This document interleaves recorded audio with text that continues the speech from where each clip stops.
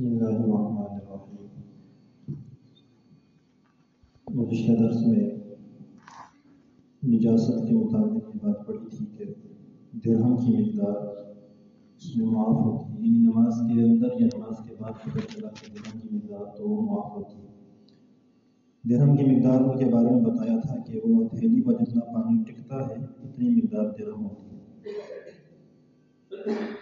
اس کے اندر جو اہم بات ہے وہ یہ ہے کہ اس کے اندر ہم نے یہ نہیں دیکھنا کہ وہ ایک ہی جگہ پہ ساری لگی ہوئی ہے۔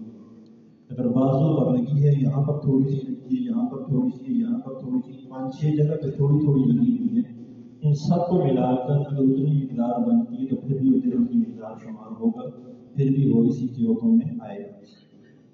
یہ تو نجاست غلیظہ کے بارے میں تھا۔ نجاست غلیظہ کیا کیا چیزیں ہوتی ہیں؟ وہ خون ہے، پخانہ ہے، یا انسان کا اور چھوٹا پیشاب ہے، انسان کا شراب ہے، یہ چیزیں نجاست غلیظہ کے اندر آتی ہیں۔ تو یہ چیزیں اگر لگی تو اس کے اندر درہم کی مقدار دیکھی جاتی ہے۔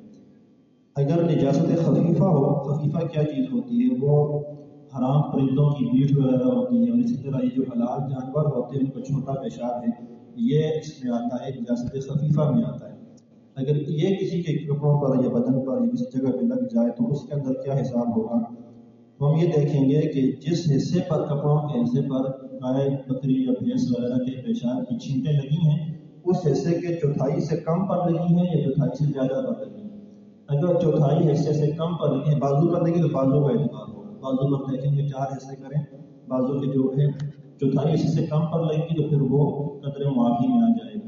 یعنی اگر نماز میں آپ نے نماز کے بعد آپ نے دیکھ لیا تو آپ کی نماز ہوگی۔ یہ معافی کا مطلب جہاں پر بھی آئے گا اس کا مطلب یہی ہے، اگر آپ نے پہلے دیکھ لی تو آپ کو دھونا پڑے گا۔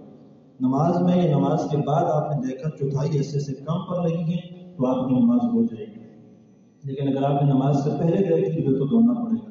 اگر چوتھائی یا چوتھائی سے زیادہ حصے پر لگی ہیں گائے، بکری یا بیل، بھینس وغیرہ کے پیشاب کی چھینٹیں تو پھر آپ کو دھونا پڑے گا۔ دھوئے بغیر نماز ادا کرنا یہ درست نہیں ہوگا ان کپڑوں کے اندر۔ اگر کسی نے اس حالت میں پڑھ لیا کہ اس کے کپڑوں پر چوتھائی حصے سے زیادہ پر نجاست خفیفہ لگی ہوئی تھی، نماز پڑھ لی تو نماز کا اعادہ کرنا پڑے گا۔ نماز کے دوران نظر آ گئی تو نماز توڑ کر کپڑوں کو پاک کر کے پھر دوبارہ آنا پڑے گا۔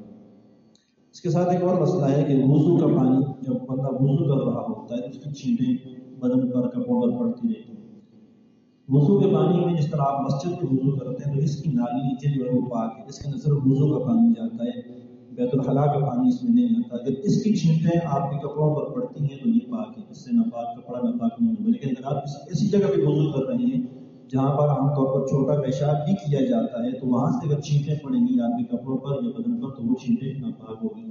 مساجد کے اندر یا کسی ایسی جگہ پر بھی جہاں پر صرف وضو کے لیے وہ جگہ استعمال ہوتی ہے، چھوٹے پیشاب کے لیے کسی اور ناپاکی کے لیے استعمال نہیں ہوتی، تو وہاں کی چھینٹیں ناپاک نہیں ہوتی۔ تو ایک اور بات ہے کہ جو چھوٹا پیشاب ہے اس کی چھینٹوں سے بچنے کی حد الامکان کوشش کرنی چاہیے۔ حدیث پاک میں آتا ہے کہ استنزع من البول فإن عامة العذاب القبر منه، کہ چھوٹے پیشاب کی جو چھینٹیں اپنے آپ کو بچایا کرو۔ اکثر عذاب قبر جو ہے وہ اس کی وجہ سے ہوتا ہے کہ چھوٹے پیشاب کی چھینٹوں سے نہ بچنے کی وجہ سے۔ لیکن انسان کی کتنا طاقت اتنا تو بچے گا۔ بسا اوقات چھینٹیں اتنی باریک ہوتی ہیں کہ وہ آپ کو نظر ہی نہیں لگ جاتی ہیں، نظر نہیں آتی۔ تو یہ چیزیں، یہ چھینٹیں جو ہے وہ معاف ہے، اس پر آپ سے کوئی پکڑ نہیں ہوگی۔